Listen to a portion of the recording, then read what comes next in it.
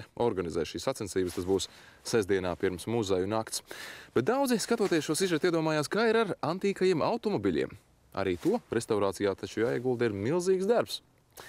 Esat iedomājušies, cik ilgam laikam ir jāpaiet, lai automobilis kļūtu par antikvāru vērtību, kad viņš sasniedz šo kritisko vecumu? Izrādās, ir jāpaiet vismaz 25 gadiem.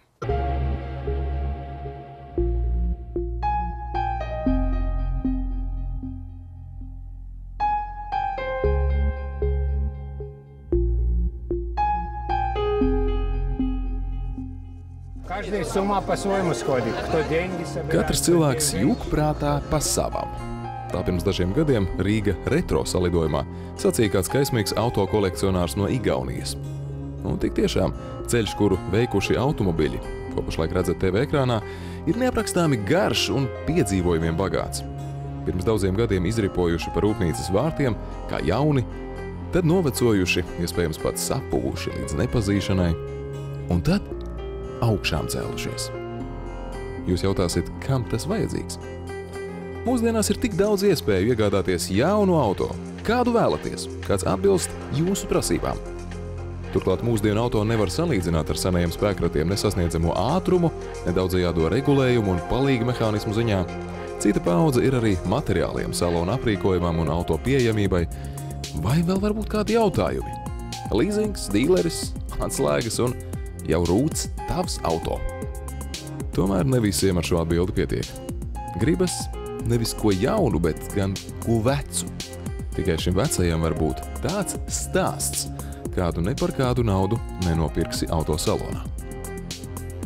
Un pats aizraujošākais šajā stāstā ir tas, ka kaut kur atrodot vecu auto vraku, varat būt uzgājis pasaulē unikālu spēkratu, kāds pasaulē atlicis vairs tikai vienā eksemplārā.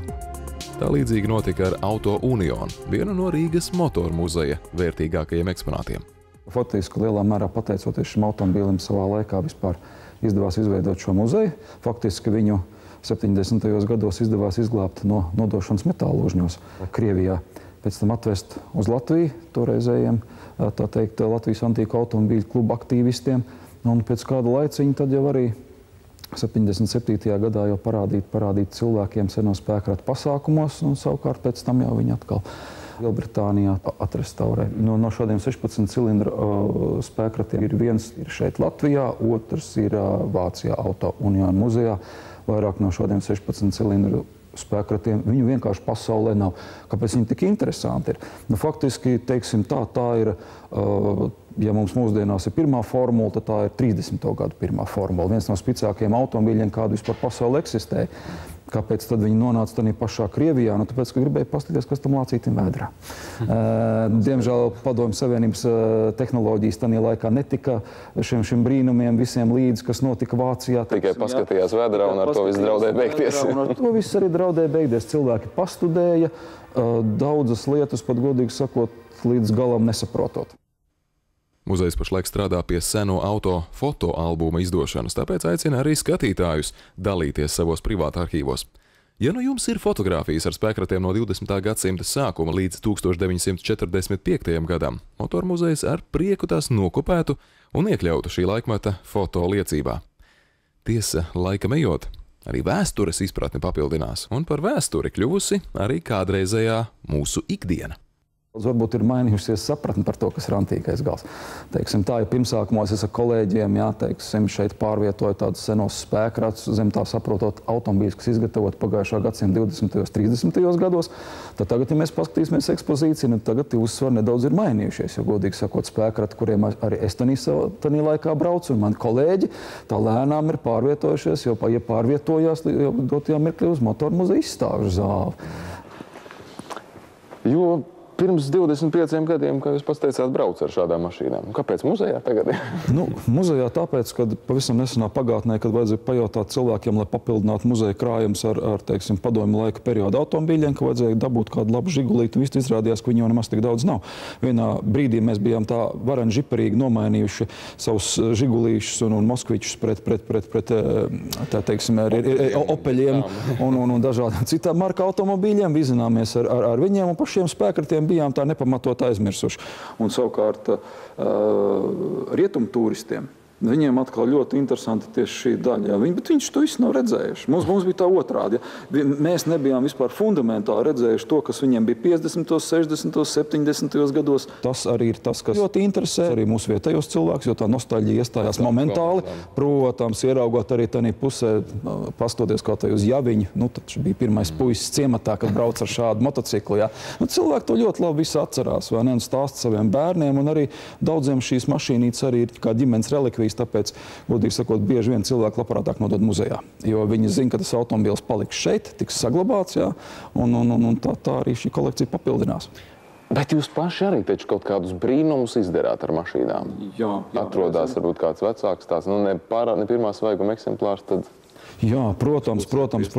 Ja mēs lejā paskatāmies, nepavēlt, mums ir tā lejā tā. Tad jums ir šīs slepenie pagrabi? Ir slepenie pagrabi, ir šis tas, ko mēs, diemžēl, dažādu apstākļu dēļ publikai plašākai pagaidām parādīt nevaram. Mums būtu iespēja ielūkoties. Bet es domāju, ka mēs uz to varam palūkoties šodien. Jā, noteikti. Tad dosimies. Paldies, jā, noteikti.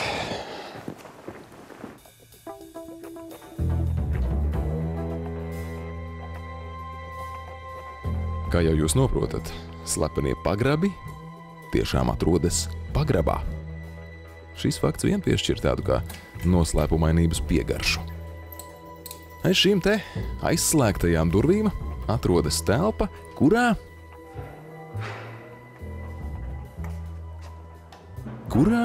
glabājas tie muzeja eksponāti, kuri savu izmēru dēļ, vismaz pagaidām, fiziski nav novietojami ekspozīciju zālē. Nedaudz tālāk ir mūsu restaurācijas darbnīca. Tas pirmais etaps, kur spēkradi bieži vien nonāk, jo nebūtu viņi nav visi tādi skaisti, jauki un spīdīgi, kā saka, lieldienu olas. Ja. Un te ir laikam piemērs. Jā, te ir viens no tiem piemēram, kur tieši gribējās parādīt, bieži vien tas izēja materiāls atsevišķām detaļām, sākot pie tās restaurācijas strādāt ir šāds. Tāpēc no sākuma vispirms ir vēsturiskā izpēte, uzmērīšana un tādas lietas, lai vispār nonāktu pie sapratnes par to, kāda šī detaļa ir izskatījusies. No sarūsējušas metāla plāksnes līdz chromā mirdzošam limuzīnam. 2 gadi. Aptuveni tāds ir laika nogrieznis, lai piepildītu šo sapni. Un tas notiek šeit, Motoru muzeja restaurācijas darbnīcā. Mums par lielu pārsteigumu šīs telpas izrādījās maziņas, vienkāršas. Nekur neredzējām mirdzošus darbgaldus, robotus. Šeit brīnumi tiek radīti ar rokām. Un tikai saliek to pūni kopā, un tas ir no viena auto, tas no otrā, un tas no trešā. Tad tur nekas neštimē, un tad to visu rasalu, lai dabūtu līdz kondīcijai, vīri strādā ilgi un dikti. Tad tas process tāds arī sanāk, teiksim. Tad nokrāso šito te, un tagad ies uz priekškrāsošanas, tas pa vidu, vēl tas viss, tās salāgošanas, stikli, gumijas, visas lietas, jā, tas viss paņem, baigais laiks, aiziet stundas, iet ļoti. Tā kā es teicu, tie 2 gadi, ir tas vidējais tam automobilim, jā. Bet tas ir strādājot, ja jums notiek raiti viss process, viss apakšu uzņēmēji ievēro termiņus, kas nekad dzīvē nenotiek un tā tālāk un tā joprojām. Ja? Un vēl visādi citādi blakus faktori. Ja? Teiksim, kaut kas ar komplektāciju kā nojūdzās. Cauri, tu jau netiec uz priekšu vairāk, atvainojies, tās detāles nav. Ko tu pasūtīsi? Ja? Interesanti, ka šajās necelajās telpās ir tapuši automobiļi ne tikai Rīgas motoru muzeja vajadzībām, bet arī Eiropā pazīstamiem muzejiem.